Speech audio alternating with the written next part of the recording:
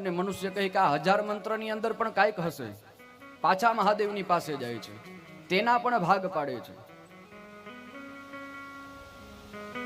છેલ્લે છે તે 32 અક્ષરનો મંત્ર છે તે વધ્યો.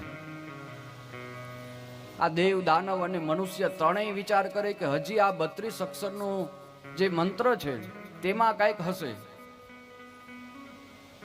એટલે દેવ, દાનવ અને મનુષ્ય આ ત્રણેય મહાદેવની પાસે જાય, કહે કે આ જે 32 અક્ષરનો મંત્ર છે તે અમને આપી દો.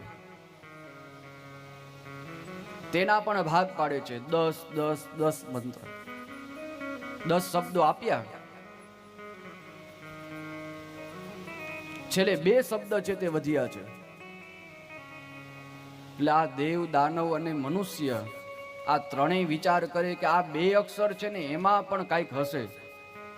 એટલે પાછા મહાદેવની પાસે જાય અને મહાદેવની પાસે જઈ અને કહે કે આ 2 અક્ષરનો મંત્ર છે તે મને આપો. ત્યારે મહાદેવ કહે કે આ 2 અક્ષરનો મંત્ર છે તે તો હું કોઈને ના આપું. તે 2 અક્ષરનો મંત્ર કયો હતો? રામ નામના મંત્ર. તે રામ નામ છે તે મહાદેવ રામ નામના મંત્રનું રટન કરે છે.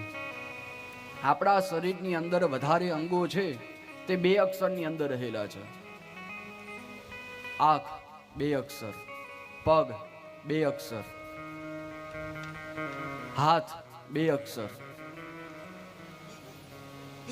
આ શરીરમાંથી પ્રાણ ચાલ્યો જાય, પ્રાણ 2 અક્ષર. પછી આ પ્રાણ ચાલ્યો જાય, અગ્નિ સંસ્કાર થાય, પછી શું બને? રાખ. રાખ 2 અક્ષર.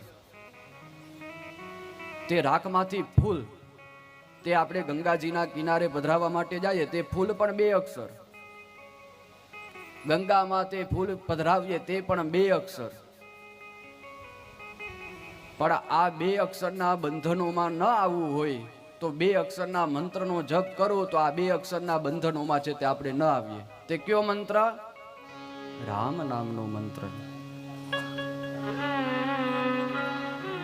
તે રામની આપણે પ્રાગટ્યની કથા છે તે શ્રવણ કરી.